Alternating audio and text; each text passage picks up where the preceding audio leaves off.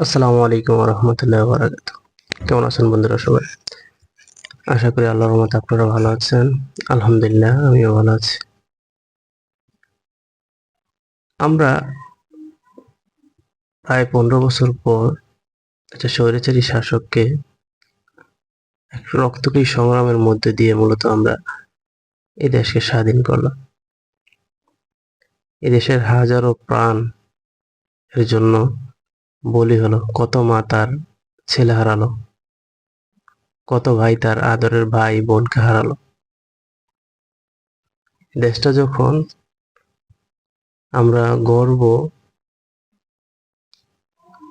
যখন দেশপ্রেমিক ভাইয়েরা এ দেশকে একটা স্বাধীন, সার্বভৌম এবং দেশ সর্বোপরি বিশ্বের মাঝে একটা মডেল দেশ হিসেবে তৈরি করবে, তখনই বিভিন্ন চক্র ষড়যন্ত্র করা শুরু করে দিয়েছে। প্রথম অবস্থায় ষড়যন্ত্র করলো আমাদের পুলিশ ভাইরা, তারপর নামধারী কিছু সনাতন ধর্মের ভাইরা, তারাও ষড়যন্ত্র করা শুরু করলো। তাদেরকে সামাল দিতে না দিতে আনসার বাহিনীকে লেলিয়ে দেওয়া হলো। সেই স্বৈরাচারী দোসররা মূলত আনসার রূপে আবার ফিরে আসলো। এখন সেটা সমাধান হতে না হতেই আবার রিকশাওয়ালা ভাইরা ফিরে আসলো। সত্যিকার অর্থে আসলে ওনারা কি চায়? মূলত আমি মনে করি যে এখন দেশকে সামনের দিকে এগিয়ে নিয়ে যাওয়ার সময় আমরা বিভিন্ন পরীক্ষার মধ্যে দিয়ে যাচ্ছি। বন্যা, আপনারা জানেন যে প্রায় 8-10টা জেলাতে কি পরিমাণ ক্ষয়ক্ষতি হয়েছে। সারা বাংলাদেশের মানুষ, প্রবাসীরা মূলত তাদের সর্বোত্তম প্রচেষ্টার মধ্যে দিয়ে আমরা একটা সুষ্ঠু সমাধান খোঁজার চেষ্টা করছি।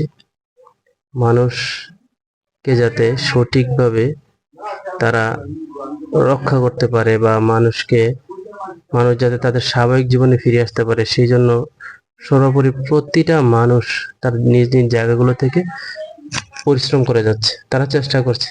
আর অপরদিকে কিছু ষড়যন্ত্রকারী রয়েছে, আসলে তারা দেশের ভালো চায় বলে আমার মনে হয় না। এরা সেই স্বৈরাচারের দোসর মূলত। এদেরকে আসলে কঠোর হস্তে দমন করা দরকার। এদেরকে যতটুকু আপনি ছাড় দিবেন, এরা তত আপনার মাথার উপর উঠে আসবে। এখন যারাই যে কোনো ধরনের দাবি নিয়ে বের হচ্ছে, মূলত তারা আসলে দেশের ভালো চায় না। তারা মূলত সেই স্বৈরাচারী শাসককে মূলত আবার ফিরিয়ে আনতে চাচ্ছে। আসলে আমাদের যার যার কাজ জায়গাগুলো থেকে আমাদের আরো বেশি দায়িত্বশীল হতে হবে এবং এদেরকে সঠিক বিচারের আওতায় নিয়ে আসতে হবে। ভালো থাকবেন সবাই এবং দেশ গঠনে, একটা সুন্দর দেশ গঠনে, একটা স্বাধীন দেশ গঠনে আপনি আপনার গুরুত্বপূর্ণ ভূমিকা পালন করবেন। সর্বোপরি আহ যারা এই বন্যায় ক্ষতিগ্রস্ত হচ্ছে, তাদের সাহায্য সহযোগিতা আপনি এগিয়ে আসবেন এবং আপনি না পারলে সহযোগিতা করবেন অন্যদের মাধ্যমে, অন্যদেরকে সহযোগিতা করার জন্য উৎসাহিত করবেন। ভালো থাকবেন সবাই।